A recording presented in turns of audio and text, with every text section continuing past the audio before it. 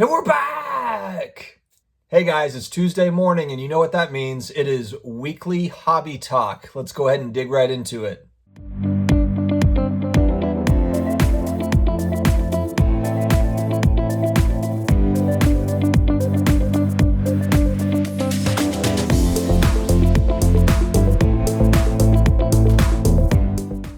Hey, sports card collectors, investors, all of my collectibles friends. I hope that everybody is having an awesome Tuesday so far. We do this show every week, and it's just kind of talking about different things in the hobby, sports cards, collectibles, and so forth. If you are new to the channel, please hit that subscribe button, karate chop the notification bell, as my son would say. We have more than 400 videos on the channel, all about sports cards, collectibles, personal finance, all wrapped into one.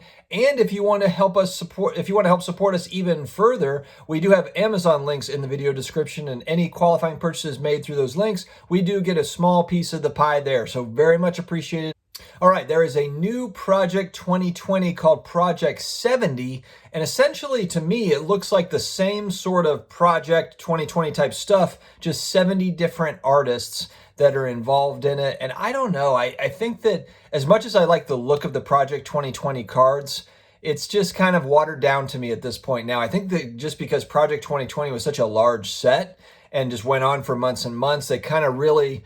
They got as much as they could out of it, and I just don't really, for me, I'm not as interested in the Project 70, and I'm sure that the artists are going to be fantastic. I'm sure it'll be really beautiful as far as the cards go. So I think for collectors that are trying to collect the sets, that makes a lot of sense. But for me, I'm just going to kind of pass on the Project 70. But I think it could be a good idea. Let me know what you think about this Project 70 set. Sports Collectors Daily, a great source for this type of sports card news, hobby information. I'll put a link in the video description.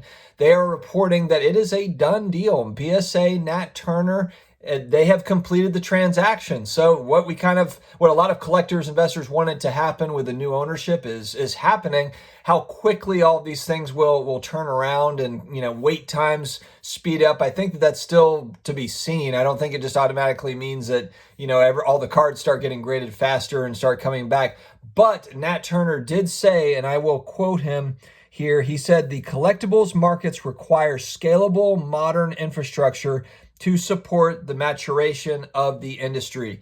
Couldn't have said it better myself. I think that a lot of it is just, we've got a collectibles industry that has a ton of demand, and just a lot of the companies that are involved are not able to meet that demand, not able to kind of scale up fast enough. Now, look, it's something that the demand has been kind of hyperbolic that's come, quickly. And so it's something they've had to adjust on the fly, and it's not easy to do. So, while I'm not giving them a free pass, it's also like, look, you have an industry that's basically kind of been a cottage industry, kind of slow growth over the last 7-8 years that just hit like massive, massive growth. And they had a hard time handling it. And so here we are. But, PSA really drives a lot of the value, whether you're an investor or you're a collector. PSA slabs are the most, recognized, sought after in this hobby. And so the fact that just a lot of these cards are just kind of sitting there for months and months on end is kind of putting a little bit of a stranglehold on the hobby right now. And it's something that's got to get cleaned up and hopefully gets cleaned up here in the next few months. If you have not been paying attention to NBA Top Shot, it is a thing. It is a thing. And I got involved in early December, not really thinking it was going to be what it is today. And it's kind of it's an interesting platform. It's in beta. It's still going through growing pains. Should you get into it now? I have no idea. I think there's so much to learn from it. It's an amazing case study, if anything. Digital collectibles, but on the blockchain. They're doing it a little bit different than the way it's been done before. A lot of people, I think, with this product are betting more on the long-term demand of the blockchain and digital collectibles, even more so than the NBA moments. The moments are cool. I like it. I like the platform. There's a lot of people that don't, and that's perfectly okay. It's totally personal preference, and I get that. But the What was very interesting, though, is kind of the expansion of NFTs, non-fungible tokens, and what it's going to mean for collectibles as a whole. It's not going to take the place of physical sports cards. That's a whole different market. I'm never going to stop collecting physical sports cards, so it doesn't take the place of that. For me, it just adds another element to my collecting world, to my hobby, if you will. And it's just the rise of interest, demand, and the pricing on Top Shot. I don't know if anything compares to it. I'm not sure if there's been many markets ever that have grown as fast as this one has. It's strange, to be honest. It's just strange. You have NBA players on Twitter that are all, they're tweeting about it. You have people all over the news. Heritage Auctions is now auctioning off a moment. Which to me, I know some people would think like, oh, well, who cares? To me, that's kind of a big deal. I mean, Heritage Auctions is a huge auction house, and I know that they want to make money, and anything that draws making money, they want to have a hand in it. But I mean, it's kind of a big deal to have a digital collectible at an auction house, a large auction house like that. There's a LeBron James digital collectible, the largest that was sold on the site, just sold recently for $208,000. A rare Top Shot moment on the site.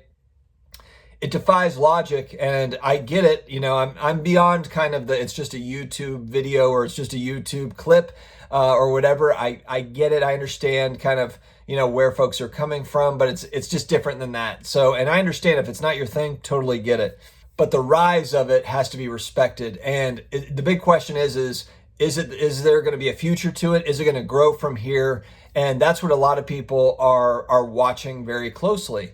I want to shout out a viewer that just subscribed here recently that has been watching a few of the videos, and he wrote me an email, Justin, and just said, thank you for the positive messages, for those affirmations, kind of explained some of the things that he had gone through over the last 12 months. And I know that he's not alone in just people going through some really difficult times. And so I'm glad to hear that, and I've gotten many messages like that really like kind of that positive element at the end. I know I've got some people that don't really care for it, and sorry about that, but I am trying to add some value and trying to add some like a positive element at the end to kind of set people on their day. So this is not just a channel for cards and collectibles. It's mostly that, but I also want to have a human impact as well. And so positive message of the day. I'm going to go ahead and just throw it out there. And what I want to say is, I think the one thing that we have to just remember, it's critical to remember that we can only do our very best each day. And that's going to differ between every person. So,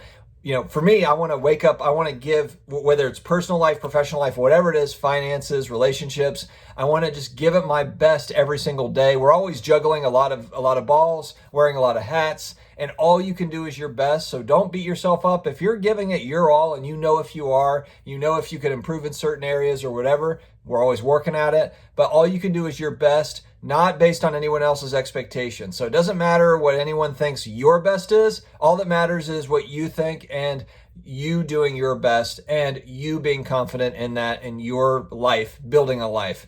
So while it's great to have support from friends, family, colleagues, whatever it is, it all boils down to you, to me, what we do. That's all it is. So guys, keep killing it out there. Stay focused, stay confident. You're awesome. We'll see you again tomorrow. Take care, guys.